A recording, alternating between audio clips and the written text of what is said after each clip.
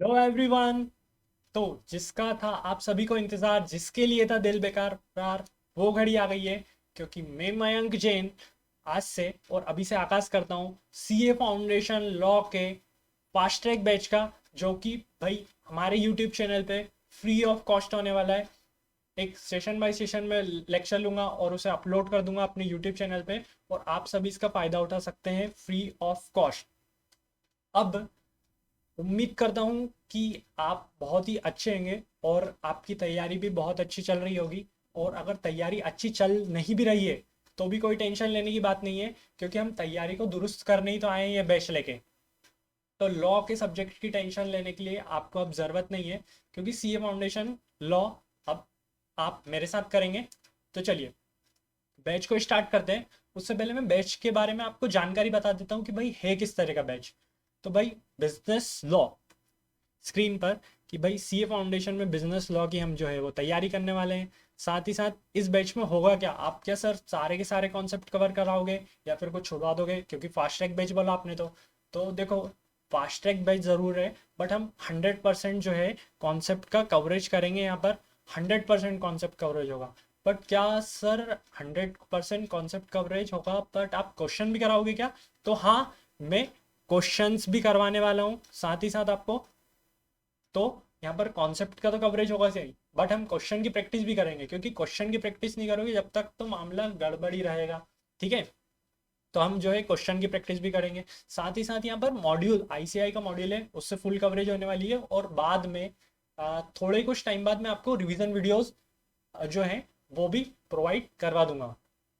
तो ये तो गई हमारी बात कि भाई फास्ट ट्रैक बैच अभी ये फ्री ऑफ कॉस्ट होने वाला है। तो यार ठीक है, मैं आपसे कुछ ले नहीं सकता, बट एक चीज़ ज़रूर लूंगा। वो क्या? भाई कमिटमेंट कि आप इसको बहुत ही शिद्दत से देखें, इसका पूरा फायदा उठाएं, अपने दोस्तों के वगैरह के सबके साथ शेयर करें इसको, और साथ ही साथ शिद्दत से पढ़ें। ठीक है। तो चलिए स्टार्ट करते हैं। अभी आपके उसमें दो तीन एक्ट है। सबसे पहले हम जो स्टार्ट करने वाले हैं हमारे इस बैच में आज की क्लास से, देखो जो टॉपिक है वो कितने मार्क्स के आएंगे, किस तरीके से आंसर राइटिंग, किस तरीके से आंसर प्रेजेंट करना है, ये सब चीज़ें हम इन बिटवीन क्लास जो है वो डिस्कस करते रहेंगे टाइम टू टाइम। बट अभी हम जो है आज से स्टार्ट करने वाले हैं, तो हम जो है इंडियन कॉन्ट्रैक्ट एक्ट जो है उसके साथ स्टार्ट करते हैं।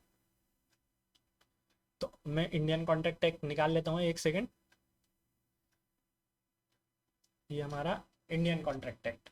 हाँ, अभी जो ये जो स्क्रीन पर आप जो देख रहे हो, ये ये जो है ये मेरे जो फुल फुल डिटेल जो कोर्स रहता है उसके लेक्चर, इसके जो है वो नोट्स हैं।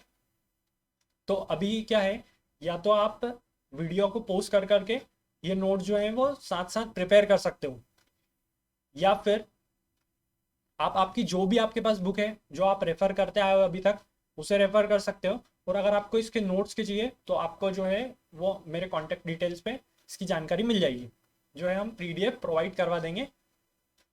ठीक है। तो अभी जो बात आती है कि भाई हम स्टार्ट करते हैं हमारा इंडियन कॉन्ट्रैक्ट एक्ट 1872। यार, Indian contract act 1872 section number 1 start करते हैं। तो यार देखो, कोई सा भी एक्ट ले लो, कोई सा भी एक्ट, ठीक है। सेक्शन नंबर 1 हमेशा क्या बोलता है? सेक्शन नंबर 1 बोलता है कि भाई, वो एक्ट का सेक्शन नंबर 1 बोलता है कि यार मैं कौन हूँ। भाई आप किसी से भी मिलते हो तो सबसे पहले क्या करते हो? Hello I am this, hello I am Mayank Jain. तो भाई इसी तरीके से सेक्शन नंबर 1 है किसी भी एक्ट का। वो क्या बोलेगा कि यार मैं ये हूँ, मैं इतनी तारीख से लगा और मैं कहाँ कहाँ लगता हूँ। ठीक है। तो सेक्शन नंबर 1 जो है वो क्या बोलता है कि भाई टाइटल इसका क्या है, द इंडियन कॉन्ट्रैक्ट एक्ट 1872, जो कि extends to whole of India, मतलब कि ये भाई पूरे भारत में लगता है।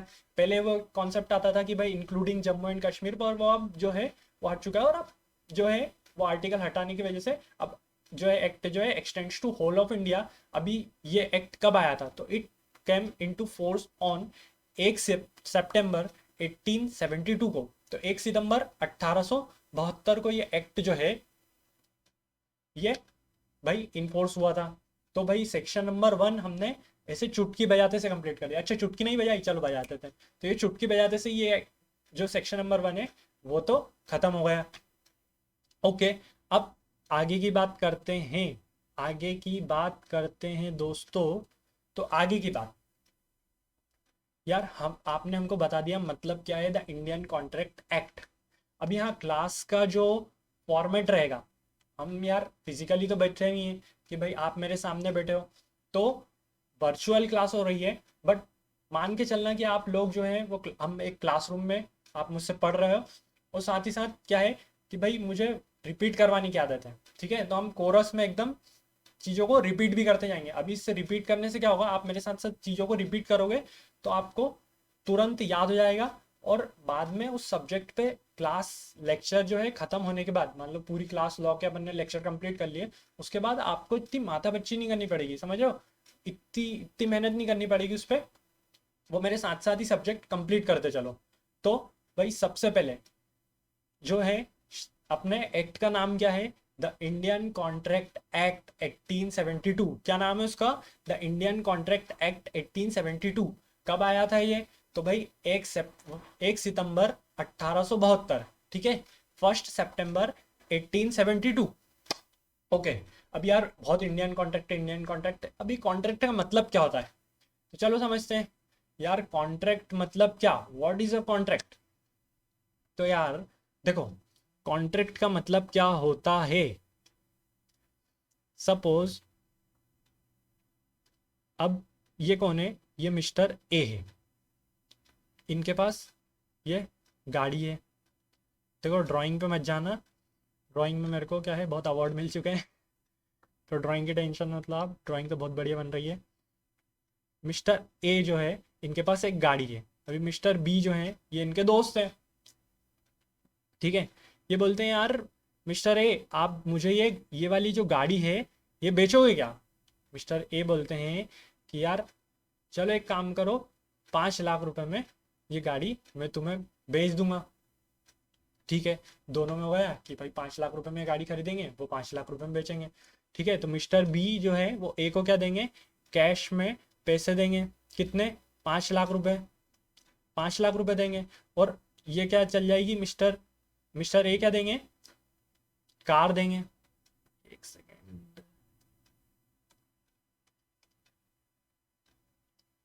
कार दे देंगे। तो अभी मिस्टर बी ने क्या बोला था, मिस्टर बी ने, क्या तुम मुझे कार बेचोगे अपनी। मिस्टर ए ने ऑफर दिया था, क्या बोला था, यार मिस्टर ए क्या आप अपनी कार बेचोगे मुझे 5 लाख रुपए में। मिस्टर बी ने क्या बोला, ऑफर दिया। और मिस्टर ए ने क्या करा, हाँ बोल के उसको क्या कर लिया, एक्सेप्ट कर लिया। जैसे जैसे जैसे जैसे, तो अब इन दोनों के बीच में क्या हो गया, मिस्टर ने बोला मुकरोगे तो नहीं, तो बोला प्रॉमिस। इन दोनों के बीच में क्या बना भाई, प्रॉमिस बन गया। अब इसे ही हम क्या बोलते हैं, एग्रीमेंट बोलते हैं। मतलब क्या कि यार ऑफर और एक्सेप्टेंस के मिलने को ही हम क्या बोलते हैं, एग्रीमेंट बोलते हैं। साथ ही साथ उसमें क्या जुड़ा होना चाहिए, कंसिडरेशन जुड़ा होना चाहिए। अभी कंसिडरेशन मतलब क्या सर, तो कंसिडरेशन मतलब कि समथिंग इन रिटर्न बोले तो, समथिंग इन रिटर्न बोले तो मुझे भाई उसके बदले क्या मिल रहा है। मिस्टर ए की बात करें, मिस्टर ए के लिए कंसिडरेशन क्या है, मिस्टर ए के लिए रिटर्न में क्या मिल रहा है, मिस्टर ए को कार के बदले मिल रहे हैं 5 लाख रुपए, ओके। तो मिस्टर बी के लिए कंसिडरेशन क्या है, 5 लाख रुपए। जबकि मिस्टर बी की बात करें तो मिस्टर बी को 5 लाख रुपए देने के बदले क्या मिल रहा है, 5 लाख रुपए देने के बदले मिस्टर बी को मिल रहा है एक गाड़ी। तो दोनों का यहाँ पर कंसिडरेशन है। तो भाई ये क्या बन जाता है हमारा, एग्रीमेंट, ओके। तो सर आप तो कॉन्ट्रैक्ट पढ़ा रहे थे, पढ़ा आपने, एग्रीमेंट दिया, तो चलो एक एग्रीमेंट को ले जाते हैं हम कॉन्ट्रैक्ट की तरफ। तो अभी कॉन्ट्रैक्ट की डेफिनेशन क्या बोलती है कि in agreement enforceable by law, okay. तो वापस से मेरे साथ बोलो एक बार डेफिनेशन, क्या बोलती है definition, an agreement enforceable by law. वापस से, an agreement enforceable bye law is a contract. तो कॉन्ट्रैक्ट की डेफिनेशन क्या हो गई, एक बार वापस से, लास्ट बार, ठीक है। तो an agreement which is enforceable by law is a contract. मतलब ये जो कॉन्ट्रैक्ट हुआ है, ये जो कॉन्ट्रैक्ट हुआ है, ये वाला जो कॉन्ट्रैक्ट हुआ है, ये अगर इन्फोर्सिबल बाय लॉ होता है तो वो कॉन्ट्रैक्ट बन जाता है। बट यार इन्फोर्सिबल बाय लॉ मतलब कि जो मिस्टर ए है और मिस्टर बी है, क्या इन दोनों की इंटेंशन है लीगल रिलेशनशिप क्रिएट करने की? मतलब कि यार देखो, सिंपल सी बात, जिस भी एग्रीमेंट में आप सामने वाले को बोल सको कि भाई आप क्या कर सको, उसको कोर्ट में घसीट के ले जा सको, तो वो समझो कि भाई intention to create legal relationship है, या वहां पर लीगल ऑब्लिगेशन है। अभी अपन एक काम करते हैं, थोड़ा प्यार से चलते हैं कि यार सामने वाले को कोर्ट में घसीटेंगे नहीं, आप बोलो कि भाई जिस भी एग्रीमेंट में हम सामने वाले को बोल सकते हैं कि I will see you in court, मतलब वहां क्या हुआ, वहां पर लीगल ऑब्लिगेशन है, intention to create legal relationship, तो वहां पर वो कॉन्ट्रैक्ट क्या हो जाता है, इनफोर्सेबल हो जाता है। ठीक है, तो बात समझ में आती है। तो हम क्या बोल समझते हैं कि भाई आते हैं हमारी कॉन्ट्रैक्ट की डेफिनेशन पे। कॉन्ट्रैक्ट की डेफिनेशन पे आते हैं, तो कॉन्ट्रैक्ट की डेफिनेशन में क्या लिखा है, contract is equal to agreement plus enforceability by law.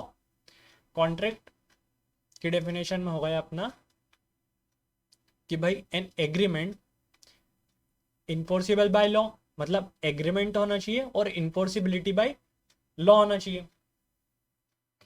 Okay, बात समझ में आती है।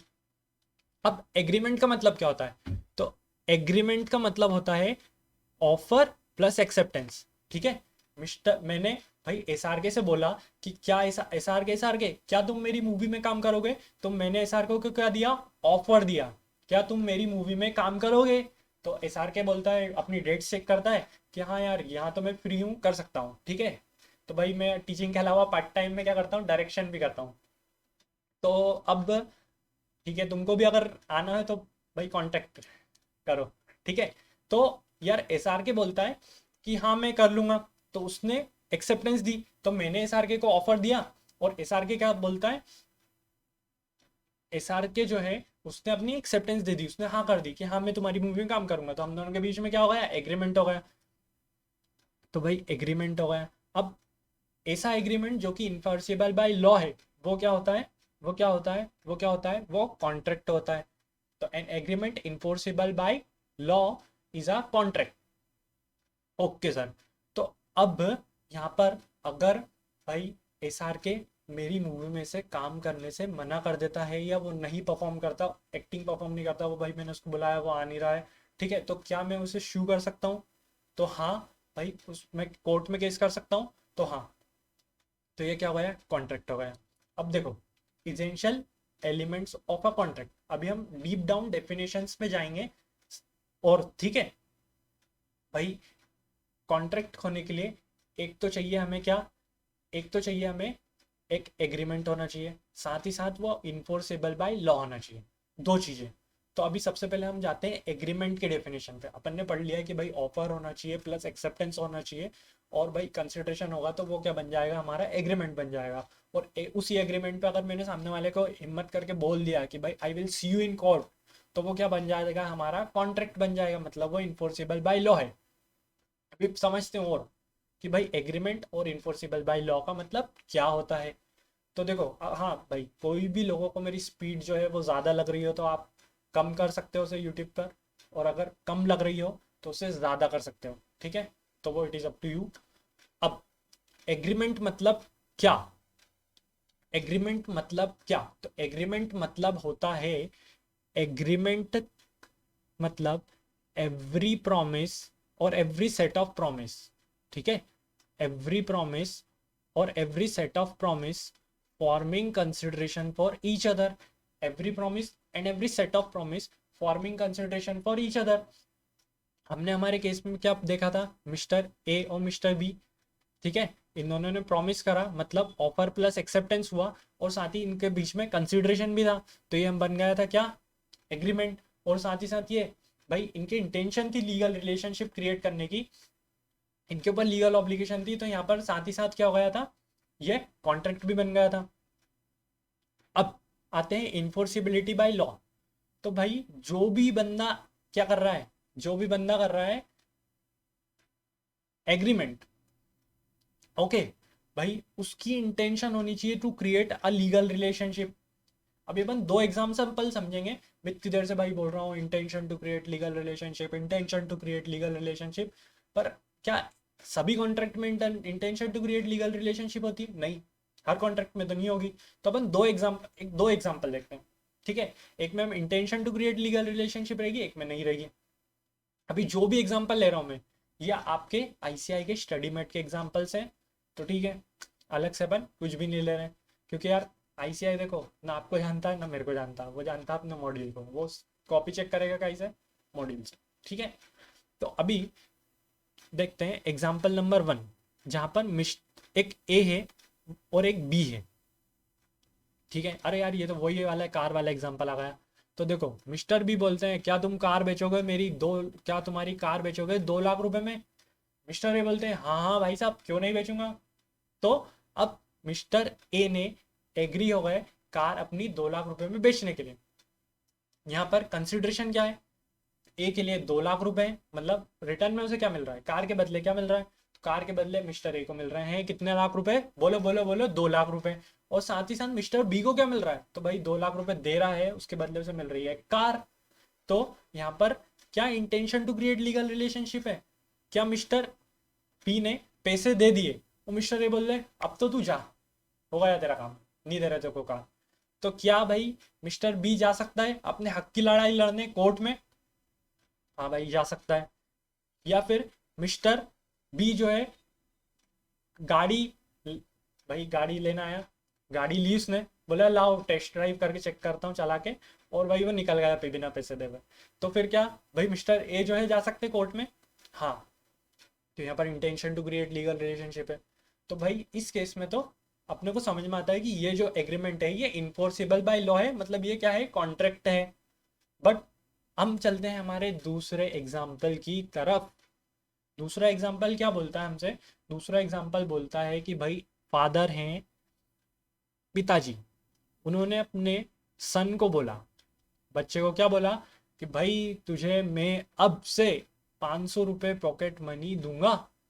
तो अभी पिताजी ने तो बोल दिया कि भाई 500 रुपये पॉकेट मनी दूंगा मैं तुझे, ठीक है। एक महीने 500 रुपये दे दिए, दूसरे महीने 500 रुपये दे दिए, और भाई तीसरे महीने से भाई इंतजार कर रहा लड़का, पैसे तो मिल नहीं रहे, ठीक है। तीसरे महीने बोल दिया चलो भूल गया हूँ, चौथे महीने नहीं मिल रहा है। तो भाई यहाँ पर फादर ने जो है क्या करा था, फादर ने तो भाई प्रॉमिस करा था सन को कि भाई मैं पैसे दूंगा। अभी सन ने, फादर और सन के बीच में क्या हुआ था, एग्रीमेंट हुआ था, ठीक है भाई, ऑफर और एक्सेप्टेंस हुआ था, 500 रुपये मिलेंगे। बट अब तो भाई उन्होंने देना बंद कर दिया। तो क्या सन, हमारे जो बेटा है, ठीक है, जो फादर का बेटा है, वो क्या बोल सकता है, आई will see you in court. तो यार जूते पड़ जाएंगे देखो, जिसको ट्राई करना है वो कर सकता है अपने रिस्क पे। तो ऐसा नहीं हो सकता, क्योंकि क्या है ये सोशल और डोमेस्टिक नेचर के एग्रीमेंट रहते हैं, जो कि इन्फोर्सेबल बाय लॉ नहीं है, ठीक है। यहाँ पर इंटेंशन नहीं है भाई लीगल रिलेशनशिप क्रिएट करने की। तो हमें बात समझ में आती है कि यार ये वाला जो एग्रीमेंट है ना, ये तो भाई इन्फोर्सेबल नहीं है। मतलब ये एग्रीमेंट तो है, यहाँ पर ऑफर भी है, एक्सेप्टेंस भी है, बट यहाँ पर इन्फोर्सिबिलिटी बाय लॉ का जो वो तड़का मारा था अपन ने लास्ट में कॉन्ट्रैक्ट बनाने के लिए, वो नहीं है, ठीक है। तो भाई बात समझ में आ गई। मतलब कि अब हम बात करें तो सबसे पहले कॉन्ट्रैक्ट को समझने के लिए अभी रिवाइज करेंगे अपन, ठीक है। अपन ने जितना पढ़ा अभी उसको थोड़ा सा 2 मिनट में रिवाइज करते हैं। तो भाई हमने क्या क्या पढ़ा, हमने पढ़ा कॉन्ट्रैक्ट की डेफिनेशन। अरे सर कॉन्ट्रैक्ट की डेफिनेशन से पहले हमने पढ़ा था कि भाई कॉन्ट्रैक्ट एक्ट कब आया और कहाँ पे लगता है और कब उसका नाम क्या है, ठीक है। भाई अब कॉन्ट्रैक्ट की डेफिनेशन में हमने पढ़ा, मेरे साथ साथ बोलिएगा आप, ठीक है। तो कॉन्ट्रैक्ट की डेफिनेशन क्या थी, an agreement which is enforceable by law, an agreement enforceable by law is a contract. तो an agreement enforceable by law is a contract, मतलब कॉन्ट्रैक्ट के लिए agreement plus enforceability by law चाहिए। तो भाई हम देखते हैं कि यार पहले एग्रीमेंट क्या होता है।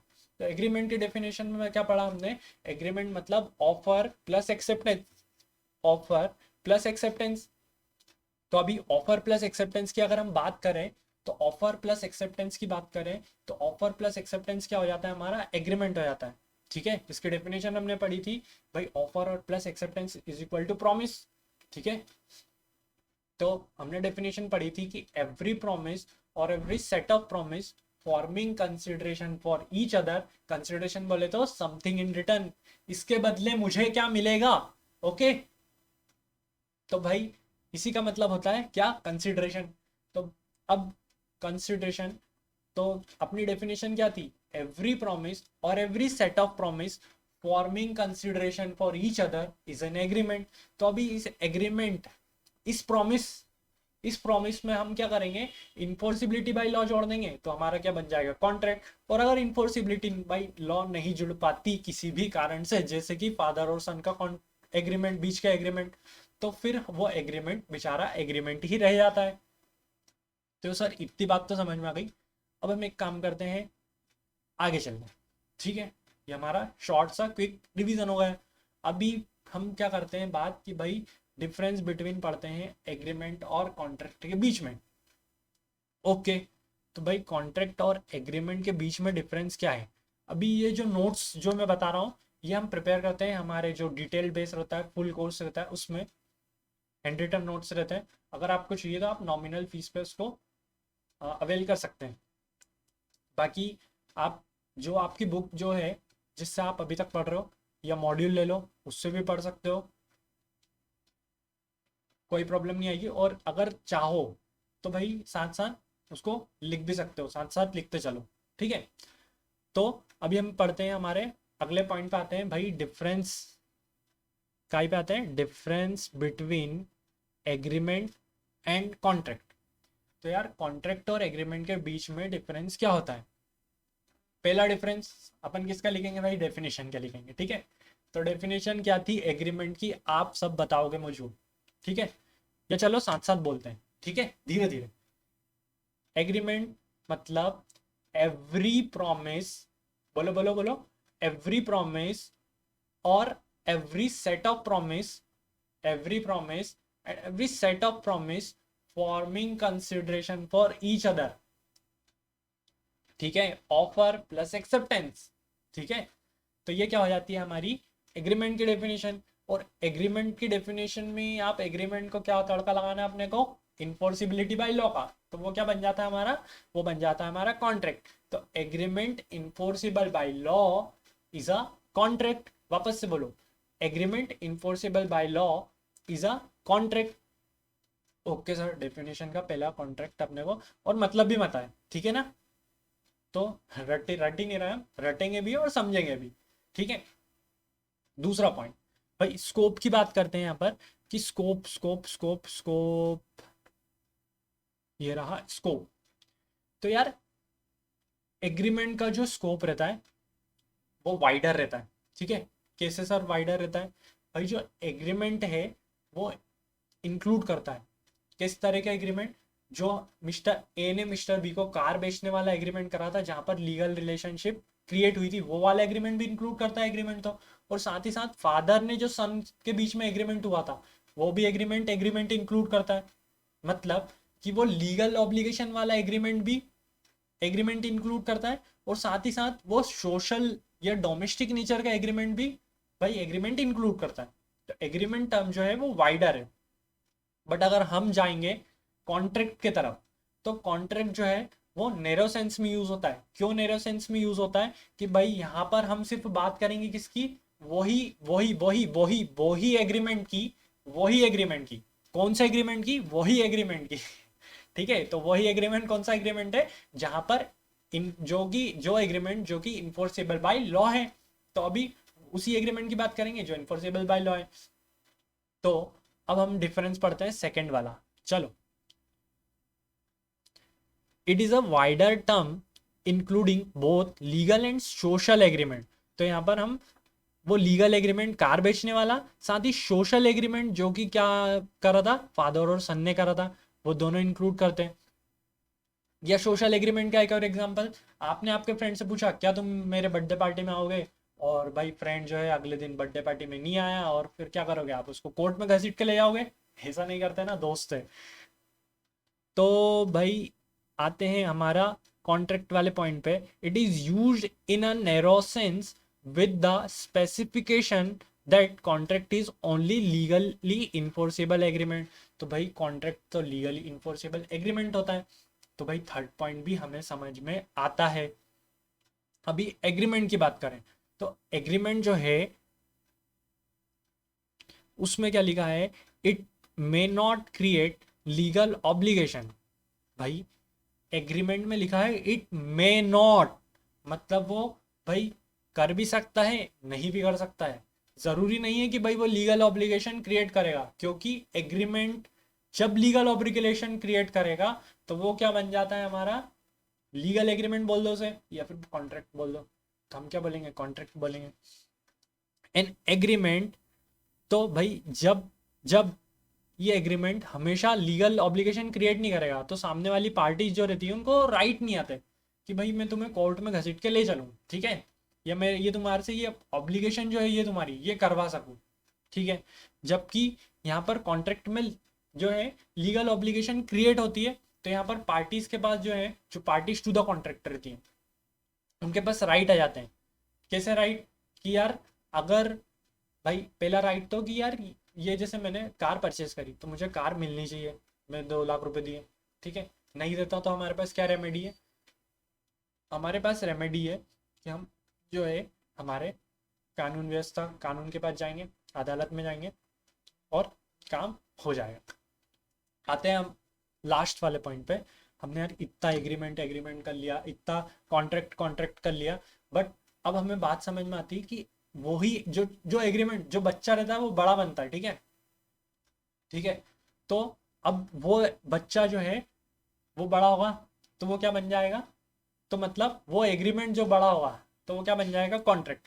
मतलब सारे के सारे एग्रीमेंट जो है वो बड़े बच्चे, हर बच्चा बड़ा होता है, तो वैसे ही हर एग्रीमेंट जो है, ओके, हर जो बड़ा व्यक्ति रहता है वो कभी ना कभी बच्चा हुआ रहेगा ही सही, पर हर बच्चा बड़ा थोड़ी बनता, ठीक है। वैसे ही all agreements are, all agreements are contract, नहीं नहीं नहीं नहीं नहीं, all agreements are not contract, ठीक है, क्योंकि सारे के सारे एग्रीमेंट तो कॉन्ट्रैक्ट हो ही नहीं सकते। लॉजिकल लॉजिक लॉजिक लॉजिक, क्यों, क्योंकि भाई हर एग्रीमेंट में क्या, हर एग्रीमेंट में क्या लीगल ऑब्लिगेशन रहती है, हर एग्रीमेंट में क्या लीगल ऑब्लिगेशन रहती है क्या, तो नहीं। आपने वो फादर सन वाला एग्रीमेंट बताया था उसमें तो थी नहीं। तो सोशल या डोमेस्टिक नेचर के एग्रीमेंट रहते हैं उसमें लीगल ऑब्लिगेशन तो रहती नहीं है। मतलब सारे के सारे एग्रीमेंट कॉन्ट्रैक्ट तो हो नहीं सकते, ठीक है, पर जितने भी कॉन्ट्रैक्ट रहते हैं वो क्या रहते हैं, वो तो भाई क्या रहते हैं, वो एग्रीमेंट रहते ही हैं। क्योंकि कॉन्ट्रैक्ट की डेफिनेशन में एक ऐसा एग्रीमेंट, मतलब कॉन्ट्रैक्ट होने के लिए पहले एग्रीमेंट जरूरी है बनना, तो ऐसा एग्रीमेंट जो कि, ओ सॉरी, ऐसा एग्रीमेंट जो कि इन्फोर्सेबल बाय लॉ, वो हमारा क्या बनता है, कॉन्ट्रैक्ट बनता है। मतलब हम बोल सकते हैं कि सारे all agreements are not contracts but all contracts are agreement. तो हमारा यहाँ एग्रीमेंट और कॉन्ट्रैक्ट का जो भी मामला था वो खत्म होता है, ओके। तो अब हम जो है वो आगे बढ़ते हैं हमारे अगले टॉपिक के पास, ओके। तो अभी आपको मज़ा आ रहा है कि नहीं आ रहा है, ये बैच जो है वो फ्री ऑफ कॉस्ट चल रहा है, तो इसका ज़्यादा से ज़्यादा फ़ायदा उठाओ। देखो 1 महीने रह गए लगभग लगभग आपके एग्ज़ाम जो है वो बिल्कुल सर पे तरीके से जुटो।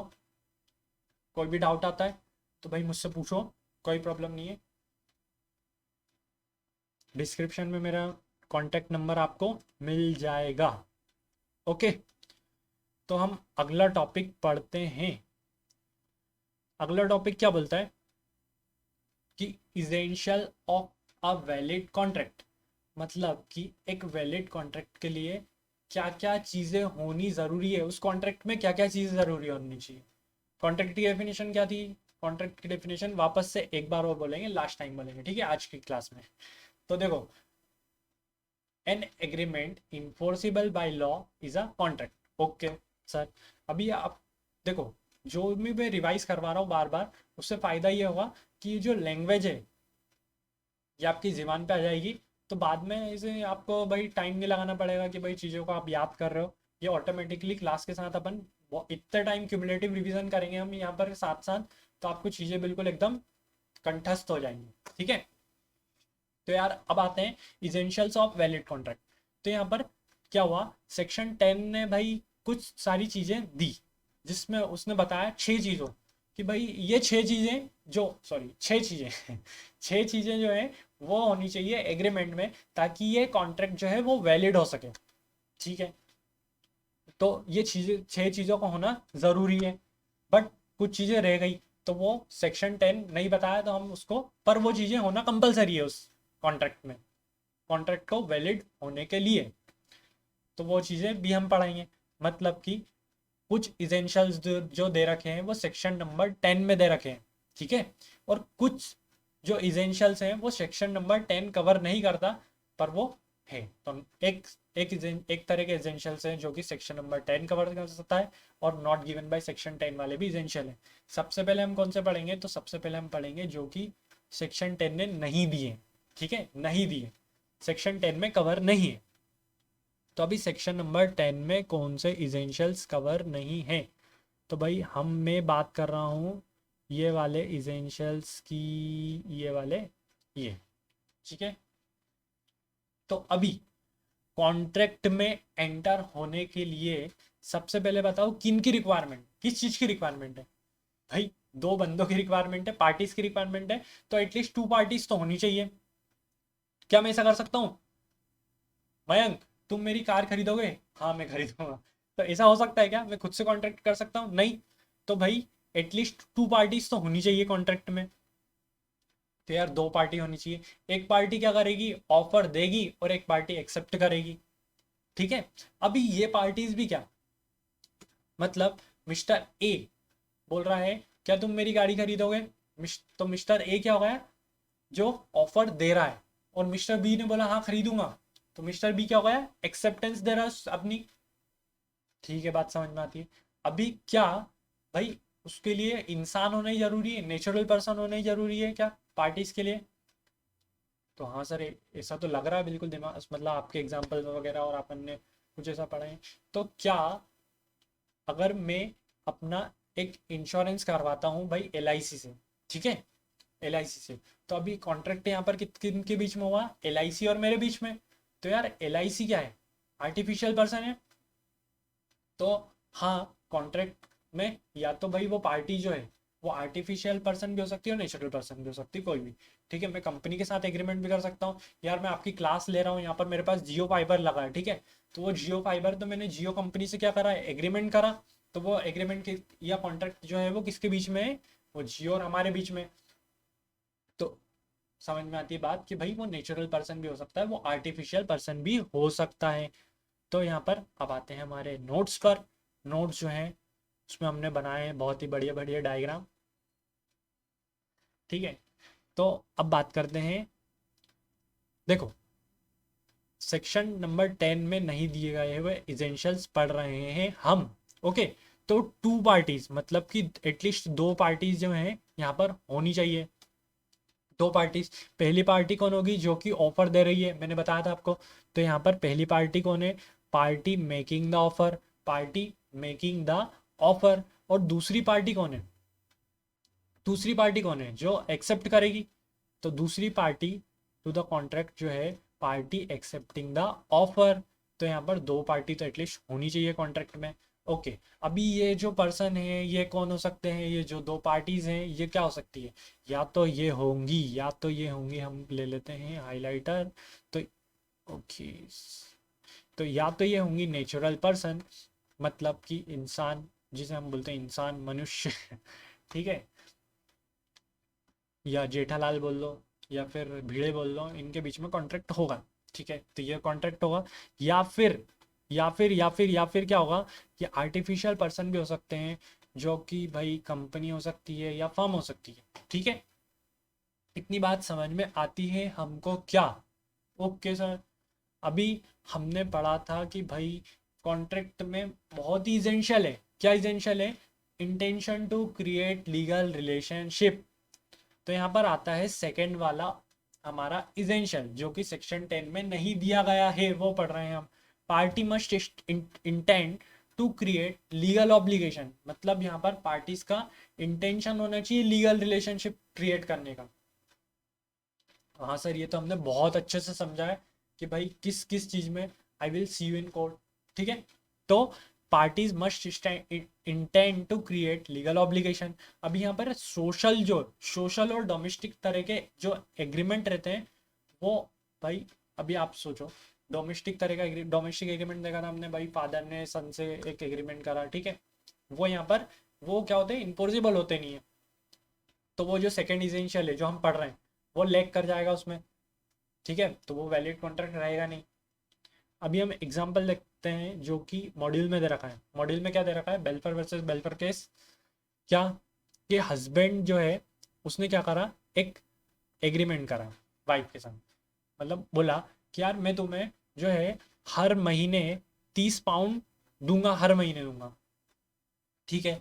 बट बाद में कुछ टाइम देने के बाद में क्या हुआ, हस्बैंड जो है वो नहीं दे पाता, लेटर ऑन फेल टू पे द प्रोमिस्ड अमाउंट। अभी ये जो यहाँ पर मैंने नोट्स बनाए इसमें मैंने क्या है कट शॉर्ट करके चीज़ें लिखी हुई है, ठीक है, जैसे एग्जांपल को भी बहुत कट शॉर्ट कर दिया। आप मॉड्यूल में देखोगे तो वो आपको पूरा प्रॉपर मिल जाएगा। तो तो अब क्या वाइफ शू कर सकती है उसे कोर्ट में जाके, उस पर केस कर सकती है क्या, तो नहीं। देखो वाइफ ने केस करा था, पर हुआ क्या, कोर्ट ने आदेश दिया, जज साहब ने बोला कि भाई वाइफ कैन नॉट रिकवर, क्योंकि as it was a social agreement, ठीक है भाई, आपस में घर गृहस्थी की बात है उनकी, तो ये क्या है, डोमेस्टिक एग्रीमेंट है।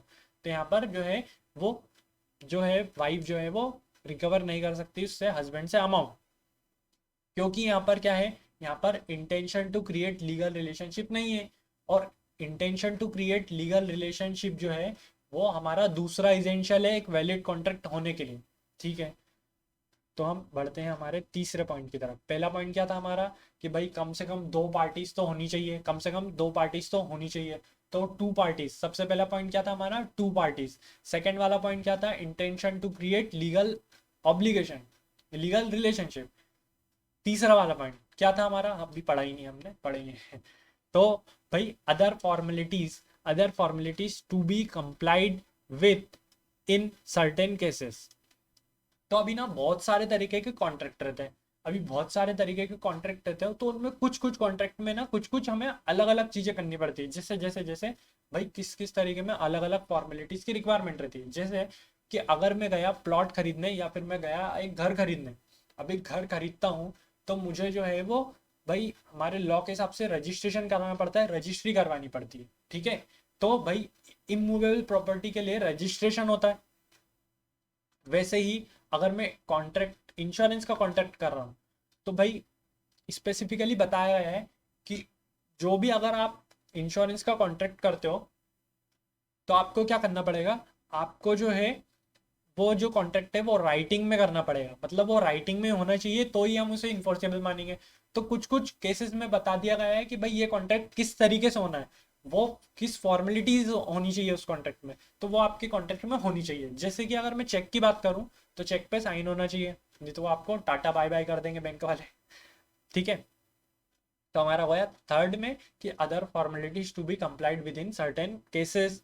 फोर्थ वाले पॉइंट की तरफ जाते हैं कि भाई फोर्थ वाला पॉइंट बोलता है कि सर्टेनिटी ऑफ मीनिंग होना चाहिए कॉन्ट्रैक्ट में, तभी हम उसे कॉन्ट्रैक्ट को क्या मानेंगे, वैलिड कॉन्ट्रैक्ट मानेंगे। मतलब क्या होना चाहिए भाई, वो सर्टेन होना चाहिए। मैं आपसे बोल देता हूँ, क्या बोल देता हूँ कि यार मेरा एक प्लॉट पड़ा है, आप कितने भी साल के लिए ले लो उसे, मैं एग्रीमेंट करता हूँ कि मैं कितने भी साल के लिए, बहुत सारे सालों के लिए, अनगिनत सालों के लिए मैं क्या करता हूँ इन्हें, मैं स्टूडेंट्स को लीज पे देता हूँ। तो क्या ये कॉन्ट्रैक्ट बनेगा, क्यों नहीं बनेगा, क्योंकि ये डेफिनेट नहीं है। यहाँ पर जो हम लीज टर्म जो दे रहे हैं, जो मैंने आपको बोला कि मैं आपको लीज पे देता हूँ, ये लीज टर्म जो है कितने साल के लिए, भाई मैं बोल रहा हूँ कितने भी साल के लिए दे दो कोई प्रॉब्लम नहीं है।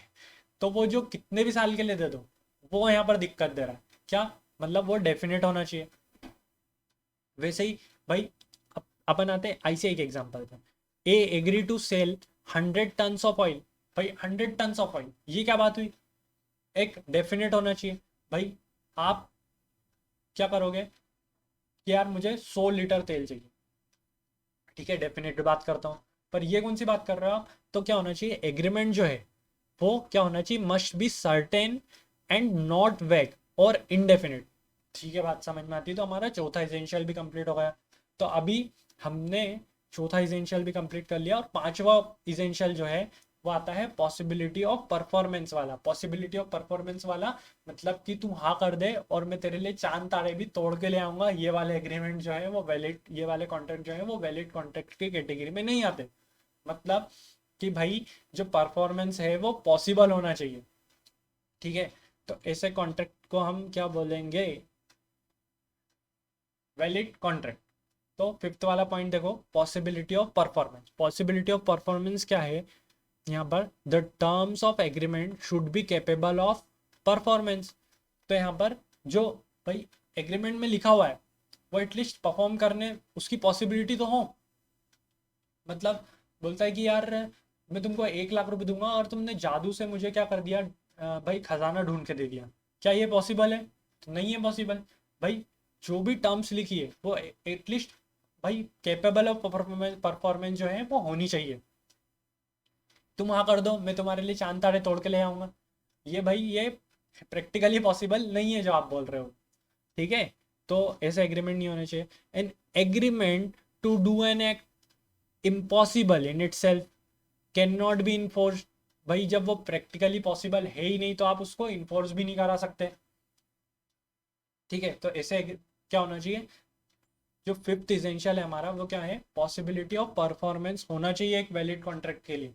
मतलब एक कॉन्ट्रैक्ट में जो उसकी परफॉर्मेंस दी गई है वो एटलीस्ट कैपेबल हो कि भाई हम उसे कर सकते हैं। ठीक है, तो हमारे ये हुए पांच, पांच क्या हुए हमारे इसेंशियल जो कि सेक्शन नंबर 10 ने नहीं दिए थे।